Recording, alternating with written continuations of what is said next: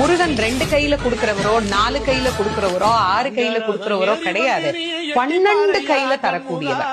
கேட்டவருக்கு கேட்ட வரங்களை அல்ல, நினைத்தவருக்கு நினைத்த வரத்தை விட அதீதமான நலன்களை வாரி வாரி வழங்கக்கூடியவர்.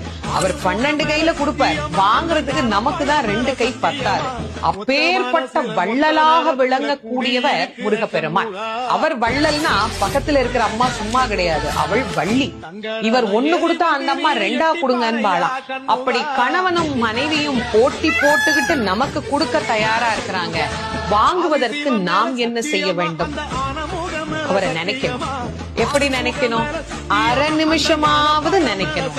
அரை நிமிஷம் எப்படி நினைக்கணும்? எனக்கு கொடுப்பாரு, எனக்கு கொடுப்பாரு, எனக்கு கொடுப்பாருன்னு நினைக்க கூடாது. முருகப்பெருமானை உள்ளம் உருகி, அந்த உள்ளம் உருகுகிற போதே நமக்கு அப்படியே கண்களில் இருந்து ஆனந்த கண்ணீர் அப்படியே பெருகும். அந்த கண்ணீர்